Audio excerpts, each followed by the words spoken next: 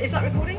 Yes. Brilliant, thank you. My name's Claire Hedin, and this is actually a talk that's...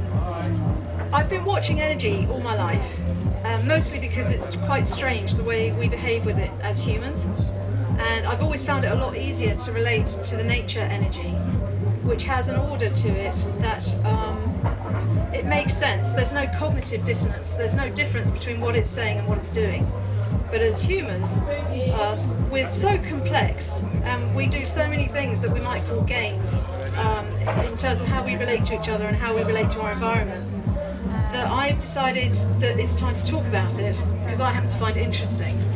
And as far as our evolution goes, I think if we don't have a greater awareness of ourselves as evolution, as the evolutionary process, then we're always going to be on the side of the stream, kind of watching it and possibly even just sort of complaining about how things go in our lives and not realising that we're it and we've got everything we need in a certain sense to have a really dynamic life, which would look different for everybody. It doesn't necessarily mean you have fireworks all day. You know, it could be a dynamic life for you might be sitting reading and being content. For someone else it might be doing massive global change work. So it all matters and it all contributes. So I don't really know if we'll feel like these slides are in order as such, but they're kind of just to stimulate my thinking. So I'm calling it dynamic emergence because life is dynamic, we're dynamic, and anything that's alive is becoming, it's happening all the time. So there's a thing that some of us will be more familiar with than others, to do with a feeling that something big is happening. So, you know, you might just be going through a day where everything's normal. What's that? Get off China full screen. Ah. We could take the projector back a bit. It's not the projector. Go and grab film. Just carry on for a second. Okay. So the feeling that, you know how sometimes you feel like your life might be a bit mundane and you're wondering what happened, how come I got off the boat? I don't recall getting off the boat of my own life. And then you might bump into somebody and there'll be a feeling that occurs where you get that kind of twinkly feeling inside yourself. And you kind of get that cheeky little smile that might be all to yourself that goes, something's happening here. And we can see it on a more larger, visible level, like with things like the Occupy movement, where we know something's happening. And even though it might look like it goes into retreat, there's still something happening and we become aware of it. So we have to ask, what creates that feeling? Thank you. Oh, you can't actually. Hello.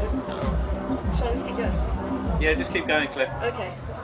So because this is the Venus love experience, I've just got to throw this question in, and I'm not going to answer it, but just, it's like questions are really important. I think Lewis Carroll said this. It's not the questions themselves, it's not the answers, it's the questions that help us to engage with life in a bigger way, in a more magical way.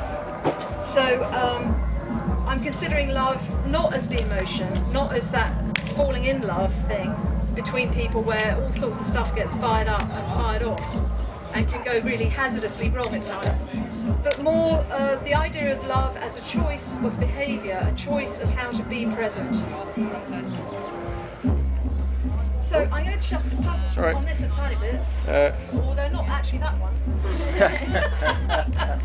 If you can see what I can see, I can talk about that. You're doing well, carry on. We can see it better now. You can tell I'm a performer, right? I'm a musician by nature.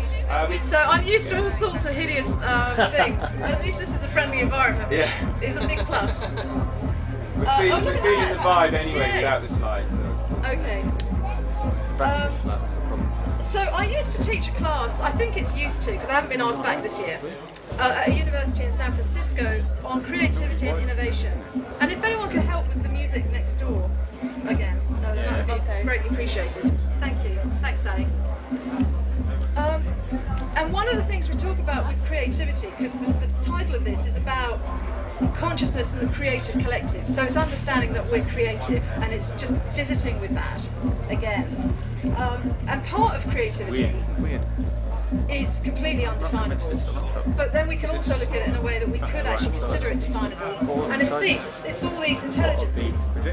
So they have their sort of academic names. You know, we all know rational intelligence and sensorial, where you can kind of feel something with your body, like heat, for instance, when you burn yourself. Digital zoom, that's another intelligence. And getting really big. This is all about getting big. Right, I'll go away, you can see. Thank you. But it is cut off, I'm afraid. Motivation, what motivates us? Associative, relating things. So this is true here in this work to fix this problem. Can it work over here to fix this problem? And basic patterns, that's the one where our brain just looks to see what the deal is so that the rest of us can now relax and enjoy ourselves. So it looks for danger, basically. But I feel like there are two missing in sort of the academic conversation, which tends to translate into the global conversation. And, is everything okay? Yeah. Okay, great. Sorry, I'll leave you to. So, one of the truths that I feel we need to get, especially people who work in corporations or mining, anything to do with, well, it's all to do with our active relationship to the earth, but anything that actually makes things from the earth, is to consider where our intelligence comes from, because we kind of assume we have it and we assume we're doing a good job with it. I'm not saying we all do, but generally speaking there isn't much conversation apart from in sort of perhaps dusty old philosophy rooms about intelligence. But our intelligence is there are practical tools, not just to eating and non-violence, but also to the magical realms and how to get there, how to become alive in a way that we couldn't possibly imagine giving up our life unless it was in a greater service of something. And so just considering how to nurture our intelligence. And again, I'm not going to necessarily answer everything I'm saying. I just want to stir the pot, but I will answer any questions to my ability in a bit. So I'm a big fan of exploring communication, because to me communication is this extraordinary gift that we have, and there's the element of words where we can communicate data in a way that we might call cognitive, like our intelligence, our rational intelligence can take in information, like I'm saying, my name's Claire Hedin, so I've just communicated something. But what you just pointed out was that I'm also communicating energetically. So even if I didn't have a script, which I don't exactly have a script, there's something about who I am and the trajectory of my entire history and the entire history of all my ancestors and everything I've come into contact with, knowingly or unknowingly, that makes me be here as this person.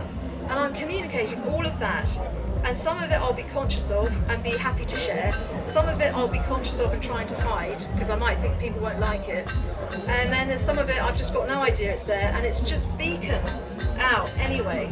And we come across that in others. That's why others are helpful, because we get to see ourselves from the outside. So if someone does something that feels painful to us, maybe they've been spiteful, it's like we can look at that and it's like, okay, that's what that's like, and then if we empathise, then we know that that's when I'm feeling a certain way and I speak like that, that's actually how it feels to receive it. So our communication it's an essential complexity to how we build anything, to how we exist.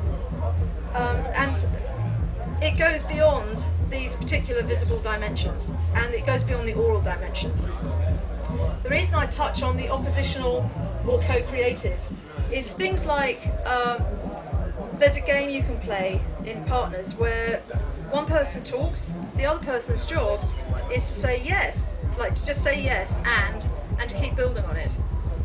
And then you switch, and the second thing you do is you go yes but. So you say yes to what the person's saying, and then you go but, and then you do I don't think so, no. And